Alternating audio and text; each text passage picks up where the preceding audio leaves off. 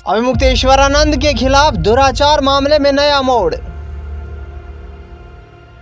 अविमुक्तेश्वरानंद पर कसा कानून का शिकंजा।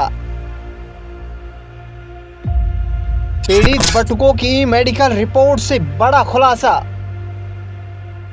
मेडिकल रिपोर्ट में पीड़ित बटुकों के साथ दुराचार की पुष्टि। क्योंकि यहाँ पर भूमिका द्विवेदी जो उस मठ में रही है, विद्या मठ में, वो भी ये बात कहती हुई नजर आती है कि जो वो बिल्डिंग है, इमारत है, उसके ऊपरी कह सकते हैं कि जो ऊपर वाला फ्लोर है उसके ऊपर अविमुक्तेश्वरानंद महाराज रहते हैं। और सखी का उन्होंने जिक्र किया कि सखी भी वहाँ पर रहती हैं। अब वो किस तरह से है, क्या है, वो जिस तरह खुलासा कर रही है अपने आप में बड़ा खुलासा। और साथ में वो कहती है कि ऊपर वाले माले पर स्विमिंग पूल भी उनको दिखाई पड़ा। तो इस तरह के तमाम सारे खुलासे होते हुए दिखाई पड़ रहे हैं। और बनारस के कथित विद्यापीठ में यौन शोषण का मामला अब अविमुक्तेश्वरानंद शंकराचार्य जो है उनको इस मुहाने पर लाकर खड़ा कर चुका है कि उन्हें जेल की सलाखों के पीछे भी जाना पड़ सकता है। प्रयागराज के झूंसी में एक एफआईआर दर्ज हुई। पोक्सो कोर्ट के आदेश के अनुसार वह एफआईआर पुलिस ने दर्ज की और उसके बाद जांच शुरू हुई।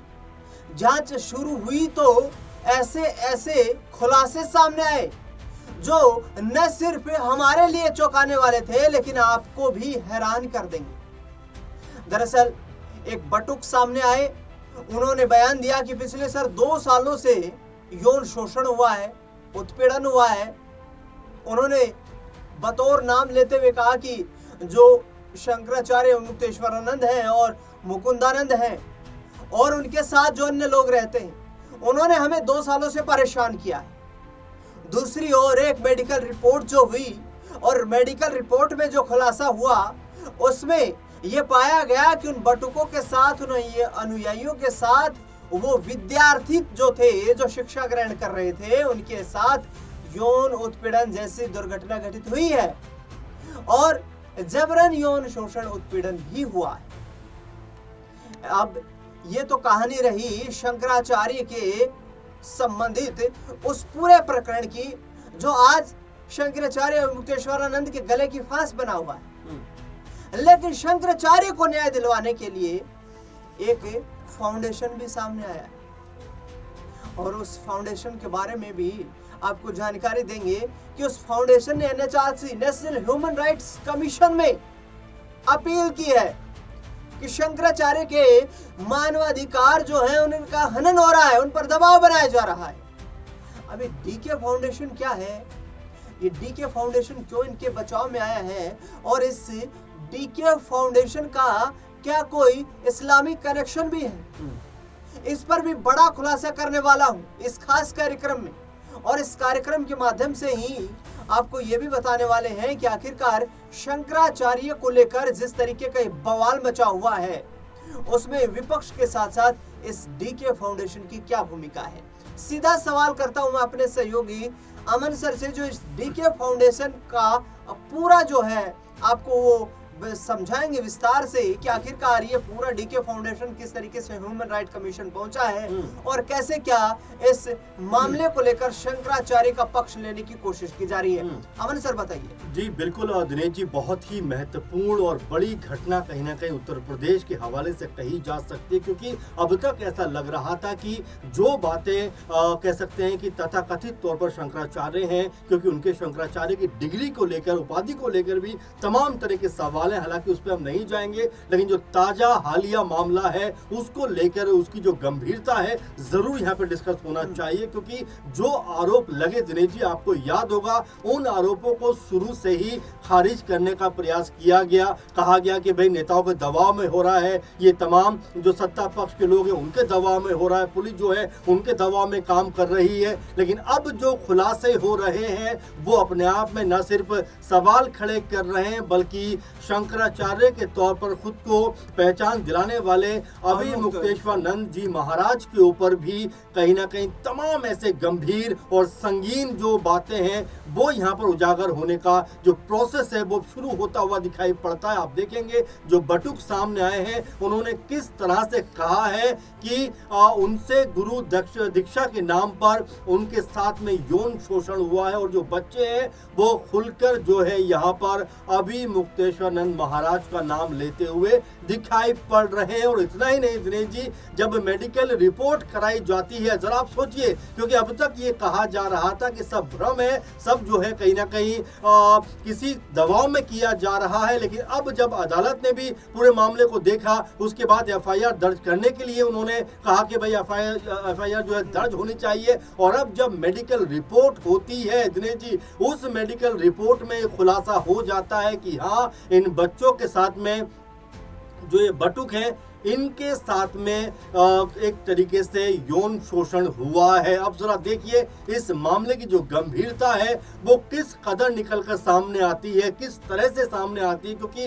अभी तक जिस तरह की बयानबाजी अभिमुक्तेश्वरानंद महाराज कर रहे थे, अब ये पूरे का पूरा मामला जो है उनके पूरी तरह से खिलाफ जाता हुआ दिखाई पड़ता है। दिनेश जी, आपको याद होगा कि लगातार जो स्वामी कह सकते हैं कि अभिमुक्तेश्वरानंद महाराज हैं वो ये बात कह रहे थे कि ये दबाव में किया जा रहा है, एक तरह के सत्ता पक्ष जो है उनको झुकाने का काम कर रहा है। और अब यहाँ पर जो बातें खुल के सामने आ रही हैं उससे ऐसा लगता है कि जो कानूनी शिकंजा है अब यहाँ पर जो स्वामी कह सकते हैं कि अभिमुक्तेश्वरानंद महाराज हैं उनके ऊपर शिकंजा जो है वो कसता हुआ दिखाई पड़ता है। आपने जिक्र किया डीके फाउंडेशन का, क्योंकि डीके फाउंडेशन तुरंत जो है एनएचआरसी पहुंच जाता है और ये कहता हुआ नजर आता है कि भाई जो राष्ट्रीय मानवाधिकार आयोग है उनसे अपील की जाती है कि भाई उनके ऊपर जबरदस्ती का दबाव बनाया जा रहा है, जबरदस्ती की एफआईआर की जा रही है। लेकिन अब जब तमाम खुलासे हो रहे हैं तो डीके फाउंडेशन की जो कोशिशें हैं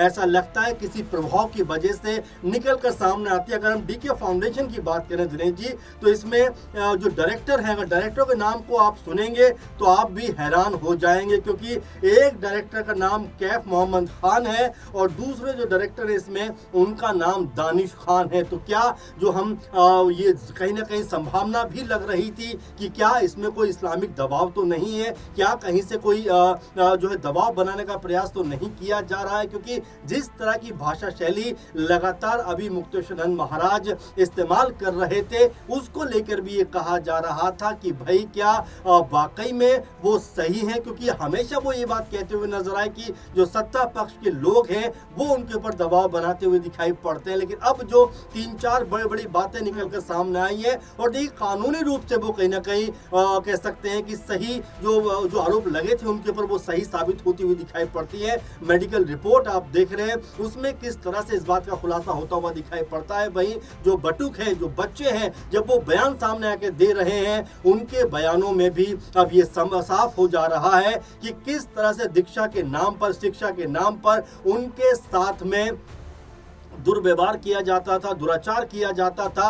और ये सब कुछ जो कह सकते हैं मठ है शंकराचार्य जी का तथाकथित तौर पे उसके अंदर चलता हुआ दिखाई पड़ता है। दिनेश जी, मैं जल्दी से आपको एक तथ्य और बता देता हूं, क्योंकि यहाँ पर भूमिका द्विवेदी जो उस मठ में रही है, विद्या मठ में, वो भी ये बात कहती हुई नजर आती है कि जो वो बिल्डिंग है, इमारत है, उसके ऊपरी कह सकते हैं कि जो ऊपर वाला फ्लोर है उसके ऊपर अभिमुक्तेश्वरानंद महाराज रहते हैं। और सखी का उन्होंने जिक्र किया कि सखी भी वहां पर रहती हैं। वो किस तरह से है, क्या है, वो जिस तरह खुलासा कर रही है अपने आप में बड़ा खुलासा, और साथ में वो कहती है कि ऊपर वाले माले पर स्विमिंग पूल भी उनको दिखाई पड़ा। तो इस तरह के तमाम सारे खुलासे होते हुए दिखाई पड़ रहे हैं और ये कहीं ना कहीं साबित कर रहे हैं कि अभिमुक्तेश्वरानंद महाराज अब तक जो बातें कह रहे थे वो बातें तार्किक तौर पर, कानूनी तौर पर और जिस तरह से रिपोर्ट सामने है उसके आधार पर कहा जा सकता है कि तथ्यात्मक वो बातें सही नहीं है। लेकिन अमन जी, यहाँ पर एक और सवाल मेरे जहन में आ रहा है। अब आपने इस डीके फाउंडेशन का जो जिक्र किया, इस डीके फाउंडेशन की जो फाउंडर आपने बताया, जो डायरेक्टर्स आपने बताया, उनमें एक का नाम दानिश खान बताया और एक का नाम यहाँ पर आपने मोहम्मद कैफ मोहम्मद खान बताया है। मानवता के आधार पर भी तो कोई मदद कर सकता है। जरूरी थोड़े है कि कोई इस्लामिक एंगल ही इससे जुड़ा हो। देखिए दिनेश जी, मान्यता जी, के जी। आधार पर भी कोई यहाँ मदद की जा सकती है। जी। यदि ये डीके फाउंडेशन उनकी मदद के लिए हम्म। आ रहा है आगे, हम्म। और यदि कोई इस्लामिक इस्लाम को जी, मानने जी, जी। वाले इसके फाउंडर हैं, इसके डायरेक्टर हैं, वो इस तरह की पहल कर रहे हैं, तो फिर इसमें बुराई क्या है? देखिए दिनेश जी, बिल्कुल बुराई नहीं है और जाहिर बात है, आपने सही कहा, लेकिन इसमें अगर हम पूरे मामले पे गौर करें तो जरा सोचिए कि क्या जो उनके ऊपर आरोप लगा था, पोक्सो का कहीं ना कहीं आरोप लगा था, एफआईआर जो है दर्ज होने की बात चल रही थी, और जब कोर्ट ने कहा तो इस पूरे मामले के ऊपर उनके ऊपर एफआईआर दर्ज करने के लिए कोर्ट ने कहा, जरा सोचिए, देखिए कोर्ट जो है वो तमाम तथ्यों को जांच कर परख कर जो है फैसले करता है, और देखिए अदालत के ऊपर हर कोई यकीन करता है और करना भी चाहिए, क्योंकि अदालत जो है चीजों को तय करता है। अब तक आपने देखा अभी मुक्तेश्वर महाराज जो है वो नेताओं के ऊपर आरोप लगा रहे थे, तमाम लोगों के ऊपर आरोप लगा रहे थे, तमाम तरह की बातें करते हुए नजर आ रहे थे, लेकिन जो हम बात कर रहे हैं वो तथ्यात्मक बात इसलिए है क्योंकि ये मसला जो है कोर्ट के अंदर था। कोर्ट ने कहा कि भाई इनके ऊपर एफआईआर होनी चाहिए। उसके बाद जब इस जिन बच्चों की तरफ से आरोप लगे उन बच्चों से जब बात की गई तो उसमें भी कहने के उन्होंने स्पष्ट रूप से कहा कि हाँ उनके साथ में दुराचार हुआ है। और तो और कि जब मेडिकल रिपोर्ट होती है, जरा सोचिए दिनेश जी, जब मेडिकल रिपोर्ट होती है उसमें इस बात का खुलासा हो जाता है कि अभी मुक्तेश्वर महाराज यानी जिस तरह से इन बच्चों ने उनके ऊपर आरोप लगाए हैं उसमें काफी हद तक सच्चाई मिलती है, क्योंकि मेडिकल रिपोर्ट में ये स्पष्ट हो जाता है कि हाँ यहाँ पर उनके साथ में यौन शोषण हुआ है, दुराचार हुआ है। तो यानी कि एक तरह देखा जाए तो दूध का दूध और पानी का पानी यहाँ पर होता हुआ दिखाई पड़ा है। लेकिन अभी मामला चूंकि अदालत में है, अग्रिम जमानत के लिए उन्होंने जो है याचिका दाखिल की हुई है, कल शायद उसके ऊपर सुनवाई भी है। लेकिन जिस तरह से ये मामले अब खुलते हुए दिखाई पड़ते हैं, ऐसा लगता है कि अब यहाँ से अभी मुक्तेश्वर महाराज जिस तरह की बातें कर रहे थे, अब यहाँ जो कानूनी शिकंजा है उनके ऊपर कसता हुआ दिखाई पड़ेगा। अब किस तरह से ये पूरे का पूरा प्रोसेस आगे बढ़ेगा, क्या उनको सलाखों के पीछे जाना पड़ेगा, क्योंकि हमने अतीत में भी देखा है कई बड़े बड़े जो धर्म के गुरु हैं उनके ऊपर इस तरह के आरोप लगे हैं और वो सलाखों के पीछे पहुंचते हुए दिखाई पड़े हैं। अब जबकि ये लगभग साफ हो रहा है, क्योंकि बच्चों ने अब तक ऐसा लग रहा था कि हो सकता है कि दबाव में ये बात कही हो, लेकिन अब बच्चों ने स्पष्ट रूप से कहा है कि 2 साल से उनके साथ ये कुछ होता हुआ दिखाई पड़ रहा था, और वही उनके साथ ही बल्कि और तमाम बच्चों की वो बातें कर रहे हैं जो उस मठ में रहते हैं, शिक्षा दीक्षा ग्रहण करते हैं। लेकिन उस शिक्षा दीक्षा ग्रहण करने के नाम पर जिस तरह का अपराध उनके साथ में हुआ है, दिनेश जी यहाँ पर सवाल जरूर उसके ऊपर उठने चाहिए। और इसी तर्ज पर देखा जा रहा है कि अभी मुक्तेश्वर महाराज के ऊपर जिस तरह से अब ये शिकंजा कस रहा है, कोई बड़ी बात नहीं कि आने वाले दिनों में वो सलाखों के पीछे जाते हुए दिखाई पड़ जाए। बिल्कुल, कई आपने ऐसे उन बाबाओं के नाम सुने होंगे जिन पर इस तरीके के आरोप लगे, जांच हुई, अदालत में तमाम साक्ष्य पेश किए गए, जिनके आधार पर जो है कानून ने अपना काम किया और न्यायालय ने वो फैसला सुनाया। तो अब क्या उस सूची में नाम यहाँ पर मुक्तेश्वरानंद का भी शामिल होगा, ये देखना बेहद दिलचस्प रहेगा। हालांकि मुक्तेश्वरानंद का ये कहना है कि वो कोर्ट के प्रोसेस, भारत के संविधान में विश्वास रखते हैं, कोर्ट का जो भी फैसला होगा वो उन्हें और उनके अनुयायियों को मान्य होगा, लेकिन उन्हें विरोध करने का खामियाजा भुगतना पड़ रहा है। और मुक्तेश्वरानंद इस तरीके की बात कहते हुए नजर आ रहे हैं, अपने बचाव को लेकर के इस तरीके के आरोपों को वो सिरे से खारिज भी कर रहे हैं। इस पूरे मुद्दे को लेकर आपकी क्या राय प्रतिक्रिया है, कमेंट बॉक्स में हमें जरूर बताएं। इस खास रिपोर्ट में फिलहाल के लिए इतना।